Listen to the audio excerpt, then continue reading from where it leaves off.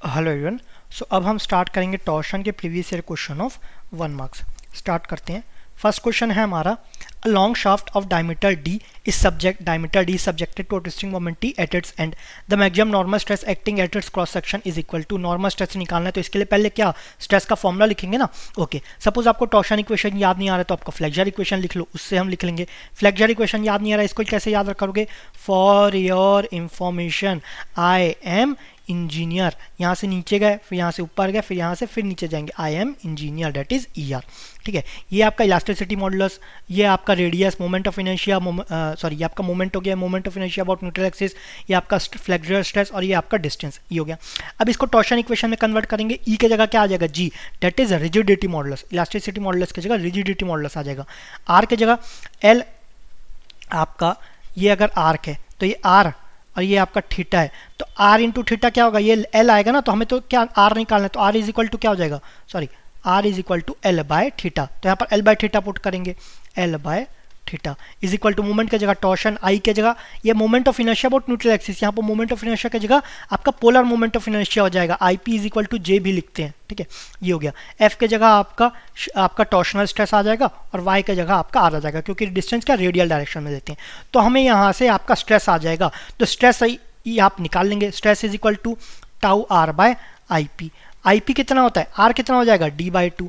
आई P कितना हो जाएगा? ये होता है आपका पाई बाय 32 डी 4। दोनों को ऐड कर देंगे, आई एक्स प्लस आई वाई। इसको सॉल्व करेंगे तो ये आ जाएगा आपका 16 टी बाय पाई डी 4। ठीक है, यही आएगा ना। लेकिन ये गलत हो जाएगा, आप ये बी मार के, सॉरी बी नहीं, अच्छा इसमें ऑप्शन ही नहीं दिया। अच्छा यहाँ पर डी भी ना, तो डी क्यूब हो जाएगा, सॉरी ये आपका D cube, 16 T by pi D cube. तो अगर आप बी मार्क करके आएंगे ना, गलत हो जाएगा। क्यों? क्योंकि जो स्ट्रेस है ना, ये कहाँ पर निकलता है? ये आपका लेयर्स के बीच में निकलता है, बिटवीन द लेयर्स। ये कहाँ पूछ रहा है? Maximum normal stress. एक तो नॉर्मल स्ट्रेस पूछ रहा है, दूसरा eight its cross section. Cross section पे तो स्ट्रेस लगता ही नहीं है, और नॉर्मल स्ट्रेस तो भूल की बात है ना। तो ये आपका टॉर्शनल स्ट्रेस रहता है, ठीक है, और ये बिटवीन द लेयर्स रहता है। तो ये क्या हो जाएगा? ये आपका जीरो हो जाएगा, that is a is the correct answer. Normal stress जो कि क्रॉस सेक्शन में तो कोई स्ट्रेस लगेगा ही नहीं, तो ये आपका जीरो हो गया, बिटवीन द लेयर्स लगता है।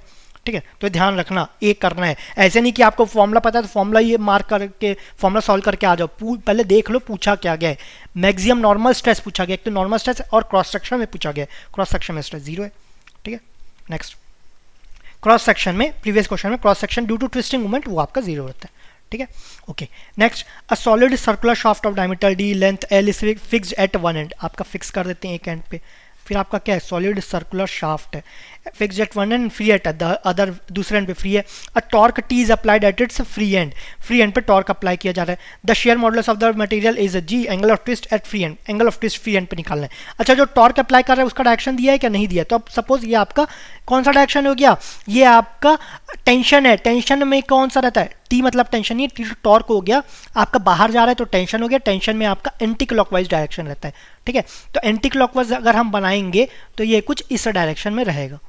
ठीक है, ये आपका एंटी क्लॉकवाइज हो गया। ओके, वैसे तो डायरेक्शन दिया नहीं है तो ध्यान देने की जरूरत नहीं है, अगर ये लेते तो एंटी क्लॉकवाइज हो गया। ओके, अब हमें क्या निकालना है? Angle of twist. Angle of twist क्या होता है? फॉर्मूला से टाउ टी बाय क्या हो जाएगा? I P is equal to tau by R is equal to G theta by L, ये रहता है। तो हमें तो थीटा निकालना है, तो क्या हो जाएगा?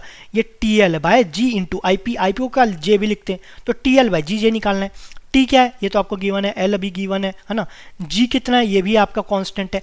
जे क्या हो जाएगा? ये आपका सर्कुलर है ना, तो जे होता है आपका pi by 32 into D cube, ये आपका जे हो गया। ठीक है, ये आपका sorry pi by 32 into D 4। I X plus J क्या होता है?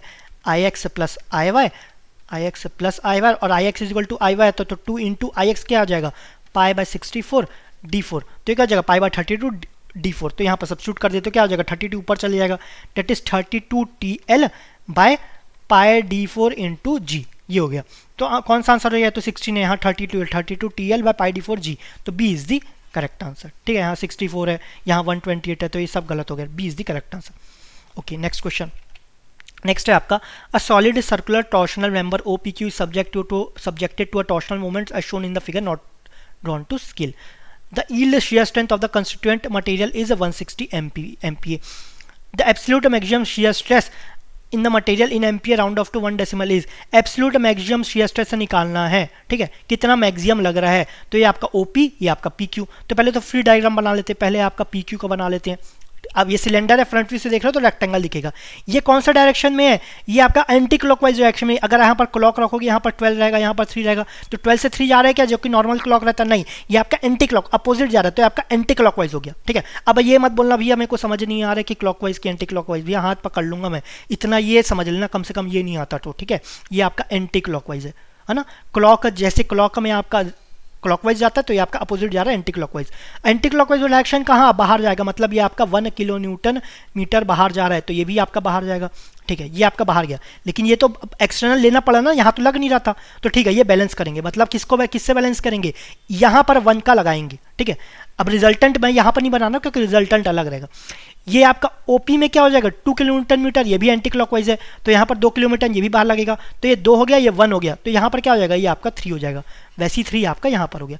तो ये आपका फ्री बॉडी डायग्राम हो गया, ये आपका फ्री बॉडी डायग्राम हो गया। ये आपका हो गया पी क्यू का, ये आपका पी और ये आपका ओ का। ठीक है, अब यहाँ पर ओपी का शियर स्ट्रेस निकाले थे, shear stress in OP. Shear stress क्या होता है, ये आपका टी बाय जेड पी।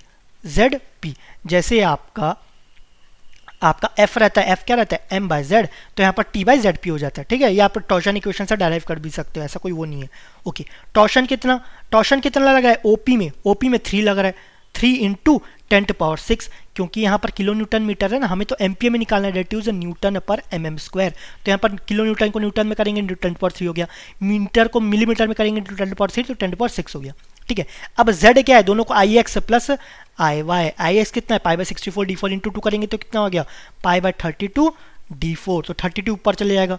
तो ये आपका, अच्छा सॉरी zp है ना, तो ये क्या हो जाएगा, ये आपका ip या z आया, z ये आपका सॉरी ये आपका ZP आएगा। ठीक है, ये आपका m/z रहता है, वो आपका ZP रहता है, तो ये आपका J आ गया, J या IP, तो ZP क्या हो जाएगा, ये आपका Z/d/2 ये हो जाएगा। तो ये कितना हो जाएगा, ये आपका Z है π/34 d4, तो ये हो जाएगा π/16 d³ ये हो जाएगा। तो 16 ऊपर चले गया, नीचे क्या है pi into D, d³, d कितना है आपका 1 मीटर, सॉरी 0.1 मीटर, तो ये आप mm में करेंगे तो 100 का क्यूब ये हो गया।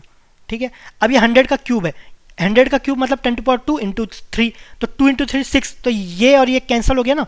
ठीक है, ये क्या हो गया 48/π ये आ जाएगा। तो इसको सॉल्व करेंगे तो ये आ जाएगा 15.279 MPa ये हो गया। ये किसका, ओपी का। सिमिलरली किसका निकालेंगे हम, PQ का निकालेंगे। तो PQ का आपका मोमेंट कितना लगा, T/ZP, T कितना है 1 इंटू 10⁻6 हो जाएगा, और ये 16 भी तो आएगा ना, पाई d³ का 16, पाई इंटू डी कितना है इसका 0.08, तो ये आ गया आपका 80 का क्यूब बाय 16, तो ये आपका 16 इंटू हो गया। ठीक है, इसको सॉल्व करेंगे तो मिल जाएगा हमें 9.947 MPa। ठीक है, ये मेरा है। अब दोनों में से मैक्सिमम क्या है, हमें तो मैक्सिमम शियर स्ट्रेस निकालना है, तो मैक्सिमम कितना है 15.279। अच्छा, ये क्या बोला गया, राउंड ऑफ टू 1 डेसिमल बोला है, तो 0.279, तो ये क्या हो जाएगा 15.3, तो हो जाएगा 15.3, तो आंसर क्या हो गया 15.3 MPa। ठीक है, ये आपका आंसर हो गया। सो 1 मार्क्स में इतना ही पूछा गया था। So thank you very much.